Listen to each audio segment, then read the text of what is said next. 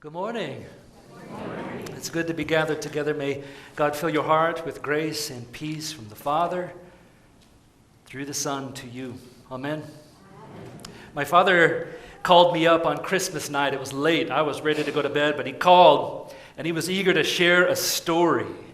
My dad and his older brother have been sharing all kinds of old family stories. And anytime Dad gets one, he wants to share it with me.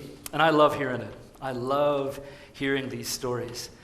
My father, he's one of the youngest out of 10 kids.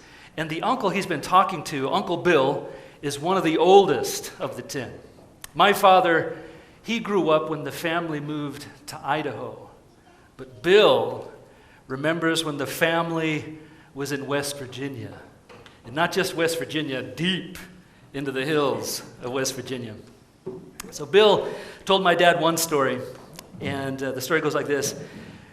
My grandfather, who was born in 1912, was once given the job when he was a young boy. The job was take this box of eggs down through the holler, they said, across the creek, and up on the other ridge where my grandfather's much older sister ran a little store.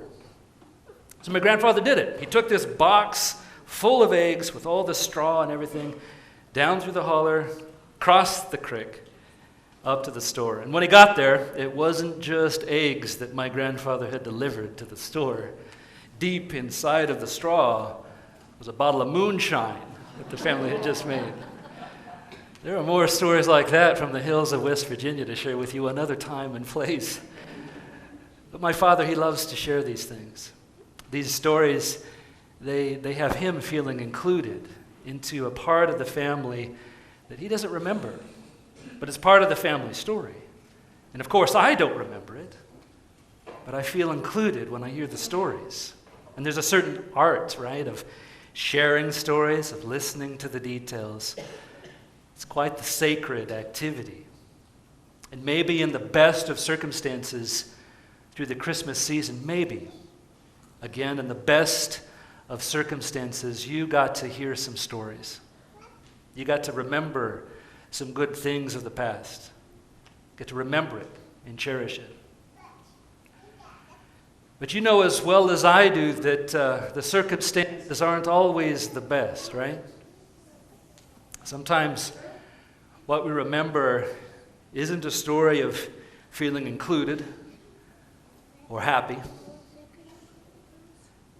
We remember chapters where we feel excluded, alienated, lost, defeated. This kind of remembering is the remembering that the people in Isaiah were going through. We read it in our Old Testament lesson, Isaiah 63. And so as we enter a new year here in a few days, boy, there's something about a new year that sends us to remembering. So what are we going to remember? What are we going to see? You and I will ask ourselves, what's become of my life? And as followers of Jesus, we'll ask, where's the Lord been in this? Where has the Lord been in my journey? And again, like I said, this is the question that the people in Isaiah's day were asking as well. In their present circumstances, they were asking, Lord, where are you? In Isaiah, their pastor, their prophet, he looked them in the eye and he said, remember where the Lord has been. Look back into your past, people of God. Remember how the Lord picked you up and carried you through the years.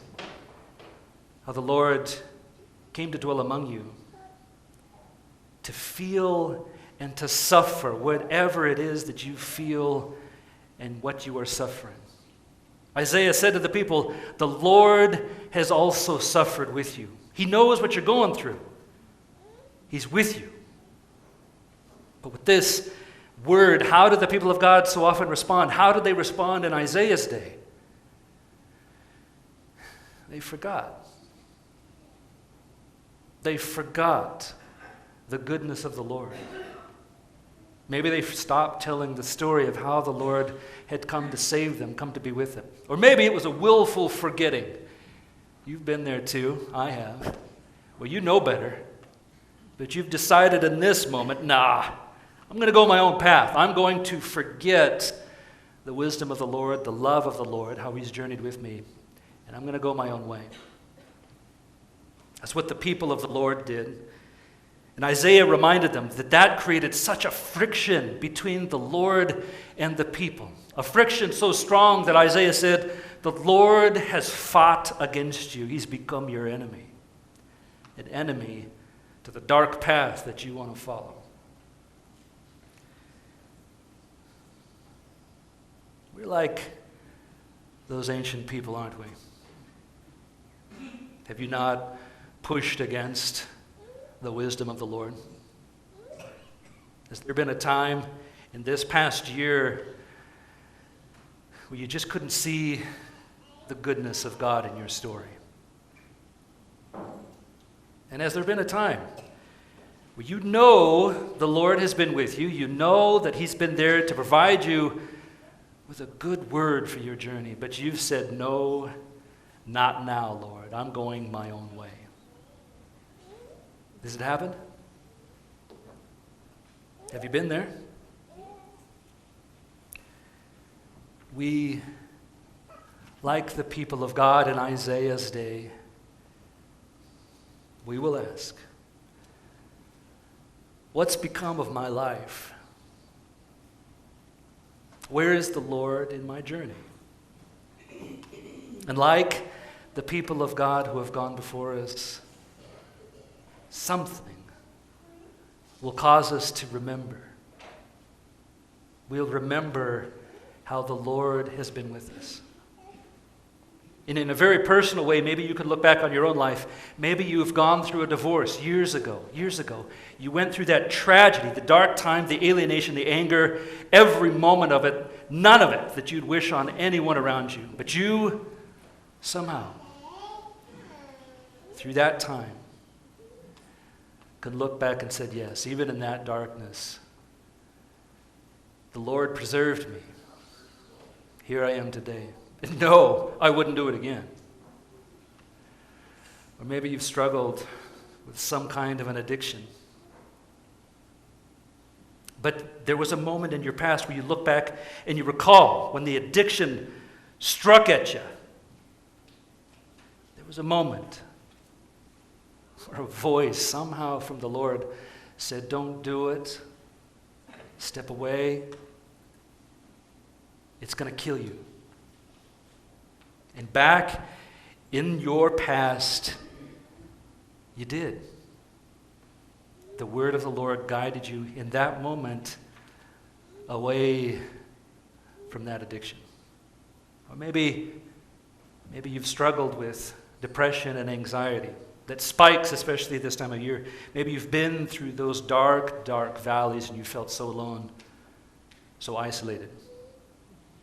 And yet maybe you look back on your story, in your past, when depression struck so hard, and you look back and remember, yes, the Lord got me through that season.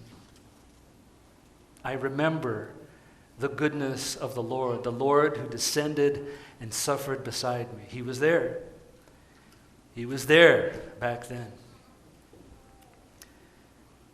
And of course, as we gather, you and me, week after week, day after day, we'll remember those small ways when the Lord showed up in our personal story, but we will tell the story how the Lord came in a very big way.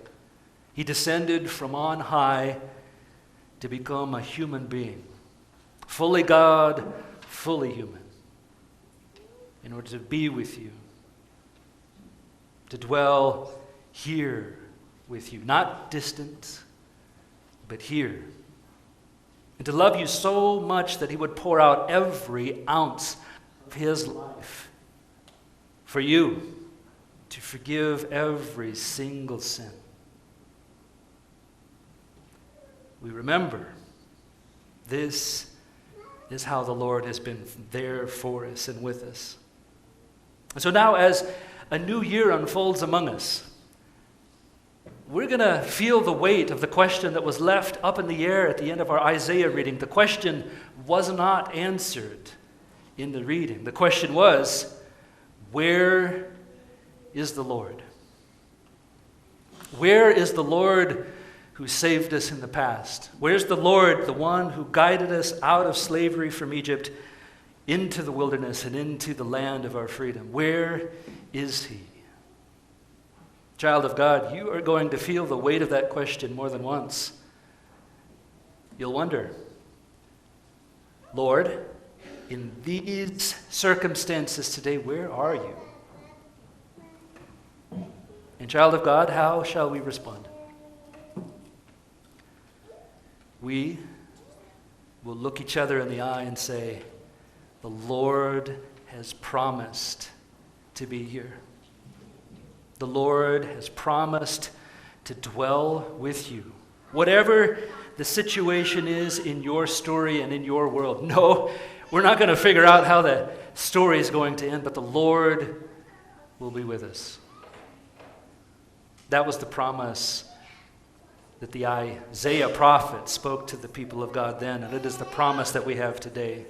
That's why Christ came on that very first Christmas, to dwell among us, to be with us, to suffer beside us, and to suffer instead of us. He's here. And so we will continue together to look one another in the eye and say, whatever your story, the Lord is in this place. Amen? Amen. Amen. Now may the peace that our Lord and Savior Jesus Christ is bringing into this world even now, may this peace guard your hearts and your minds until he comes again. Amen. Amen.